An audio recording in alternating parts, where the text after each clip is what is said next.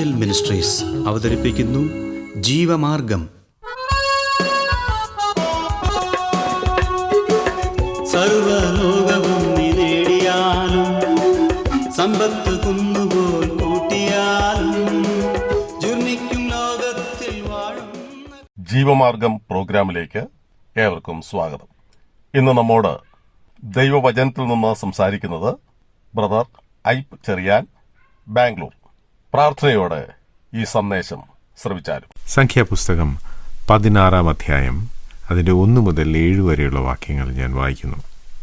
എന്നാൽ ലേവിയുടെ മകനായ കെഹാത്തിന്റെ മകനായ ഇസ്ഹാറിന്റെ മകൻ കോരഹ്, രൂബൻ ഗോത്രത്തിലെ ഏലിയാബിന്റെ പുത്രന്മാരായ ദാഥാൻ, അബീരാം, പെലത്തിന്റെ മകനായ ഓൻ എന്നിവർ ഇസ്രയേൽ മക്കളിൽ സഭാപ്രധാനികളും സംഘസദസ്യന്മാരും പ്രമാണികളുമായ 250 പുരുഷന്മാരെ കൂട്ടി മോശയോട് മത്സരിച്ചു.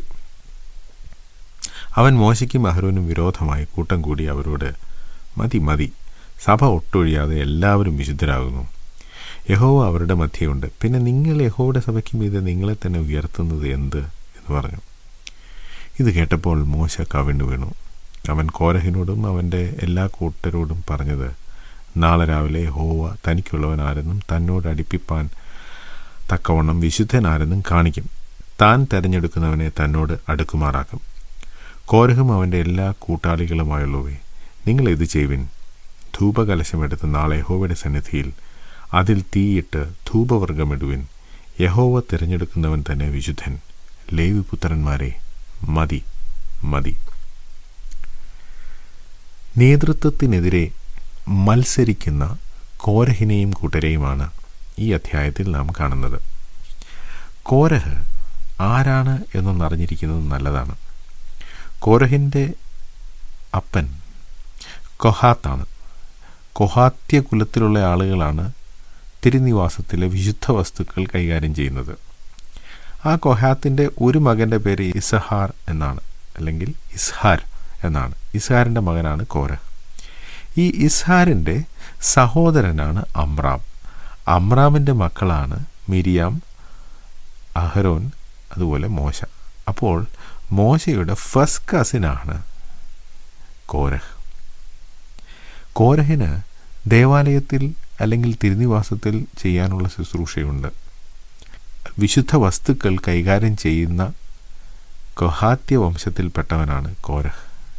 എന്നാൽ കോരഹ് മോശയ്ക്കും അഹരോനും ഉള്ള പദവികളിലേക്ക് നോക്കി. അവർക്കെന്താണ് എനിക്ക് ഇല്ലാത്തതായിട്ടുള്ളത്? ഇതാണ് കോരഹിന് തോന്നിയത്. കാരണം ഞങ്ങൾ ഒരേ കുടുംബക്കാരാണ്. ഒരുപക്ഷെ അവന് തോന്നിക്കാണും, ഞാൻ മോശയേക്കാൾ അല്ലെങ്കിൽ അഹരോനേക്കാൾ മിടുക്കനാണ്. പിന്നെ എന്തിനാണ് അഹരോൻ എന്നേക്കാൾ ശ്രേഷ്ഠനായി മഹാപുരോഹിതനായിരിക്കുന്നത്?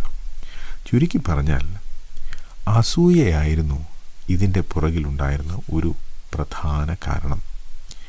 എനിക്കില്ലാത്ത എന്താണ് അവനുള്ളത്? എന്നിട്ടും അവൻ എന്തുകൊണ്ട് എന്നേക്കാൾ വലിയ പദവി ലഭിച്ചു? ദൈവം നൽകുന്ന ശുശ്രൂഷകളിൽ ചെറിയ ശുശ്രൂഷ, വലിയ ശുശ്രൂഷ എന്ന നിലയിൽ തരംതിരിച്ച് കണ്ടതാണ് കോരഹിൻ്റെ ഏറ്റവും പ്രധാനപ്പെട്ട കുഴപ്പം. നമുക്കറിയാം, പുതിയ നിയമസഭയിൽ പലർക്കും പലതരത്തിലുള്ള വരങ്ങളാണ് ദൈവം നൽകിയിരിക്കുന്നത്. അത് ദൈവത്തിൻ്റെ ഇഷ്ടമാണ്. പരിശുദ്ധാത്മാവ് അതിൻ്റെ ഇഷ്ടമനുസരിച്ചാണ് വരങ്ങൾ നൽകുന്നത്. ഈ കൊടുത്തിരിക്കുന്ന വരങ്ങൾ സഭയുടെ പ്രയോജനത്തിനു വേണ്ടിയാണ്. ഈ വരങ്ങളിൽ ചിലത് വളരെ പ്രകടമായവയാണ്, മറ്റ് ചിലവ പ്രകടമല്ല. ഈ പ്രകടമല്ലാത്ത ശുശ്രൂഷകൾ പ്രാധാന്യമല്ല എന്ന് ചിലർക്ക് തോന്നും. അത് തോന്നാതിരിക്കാൻ കൂടിയാണ് പുതിയ നിയമത്തിൽ സഭയെ മനുഷ്യൻ്റെ ശരീരവുമായി ഉപമിച്ചിരിക്കുന്നത്. നമ്മുടെ ശരീരത്തിൽ പല അവയവങ്ങളും നമുക്ക് പുറമേ കാണാവുന്നവയാണ്. എന്നാൽ നമ്മുടെ ശരീരത്തിലെ പ്രധാനപ്പെട്ട പല അവയവങ്ങളും നമുക്ക് കാണാൻ സാധിക്കില്ല. ഉദാഹരണത്തിന്, ഒരു കൈയില്ലാതെ ഒരാൾക്ക് ജീവിക്കാൻ സാധിക്കും. പക്ഷേ ഒരു ശ്വാസകോശമില്ലാതെ ജീവിക്കുക ബുദ്ധിമുട്ടായിരിക്കും. ഒരു കണ്ണില്ലെങ്കിലും ജീവിക്കാം, പക്ഷേ കരളില്ലെങ്കിലോ ജീവിക്കാൻ സാധിക്കില്ല. ഇങ്ങനെ നമ്മുടെ ശരീരത്തിനുള്ളിലുള്ള പുറമേ കാണാൻ പറ്റാത്ത പല അവയവങ്ങളും വളരെ പ്രധാനപ്പെട്ട പല ജോലികളും ചെയ്യുന്നുണ്ട്.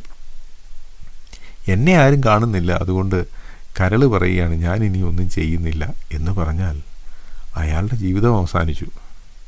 അതുപോലെ ദൈവം തന്നിരിക്കുന്ന ഓരോ ശുശ്രൂഷകളും അതതിൻ്റെ സ്ഥാനത്ത് പ്രാധാന്യമുള്ളതാണ്. അത് എല്ലാ ശുശ്രൂഷകളും എല്ലാവരും കാണണം എന്നില്ല. കോരഹ് നോക്കിയപ്പോൾ അഹരോൻ മഹാപുരോഹിതൻ്റെ വേഷമിട്ട് വരുമ്പോൾ അത് കാണാൻ എന്തു ഭംഗി! സ്വർണ്ണ നൂല്, നീല നൂല്, ചുവപ്പ് നൂല്, വളരെ ഭംഗിയുള്ള രത്നങ്ങൾ അതിൽ പതിച്ചിരിക്കുന്നു. എനിക്കതൊന്നുമില്ലല്ലോ. ഈ അതൃപ്തിയാണ് നേതൃത്വത്തിനെതിരെ സംസാരിക്കുവാൻ, മത്സരിക്കുവാൻ കോരഹിനെ പ്രേരിപ്പിച്ചത്.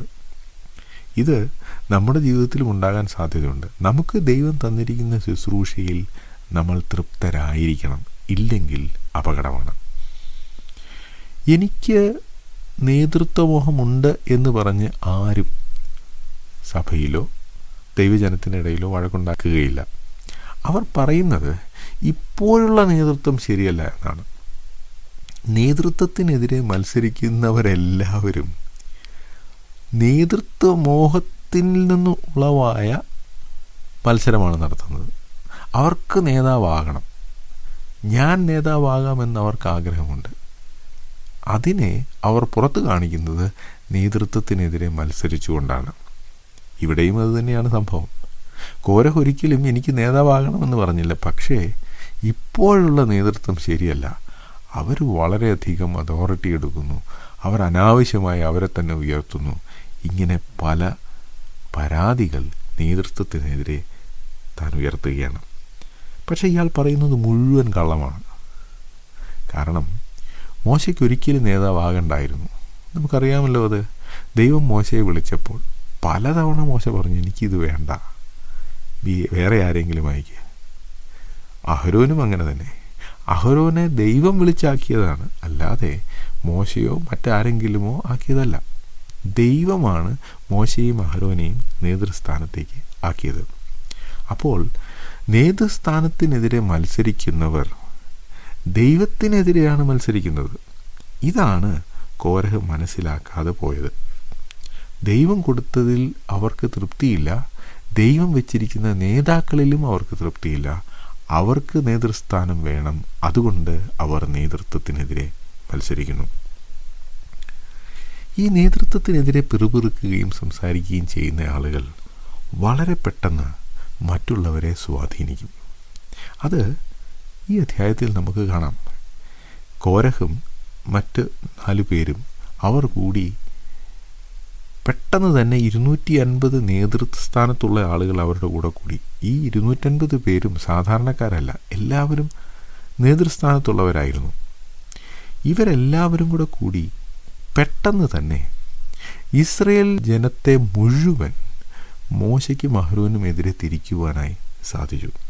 ഇതിൽ നിന്ന് നമ്മൾ മനസ്സിലാക്കേണ്ട ഒരു കാര്യം, നേതൃത്വത്തിനെതിരെ മത്സരിക്കുന്ന, ദൈവം വച്ചിരിക്കുന്ന നേതൃത്വത്തിൽ തൃപ്തിയില്ലാത്ത ആളുകൾ വളരെ പെട്ടെന്ന് ആളുകളെ സ്വാധീനിക്കും.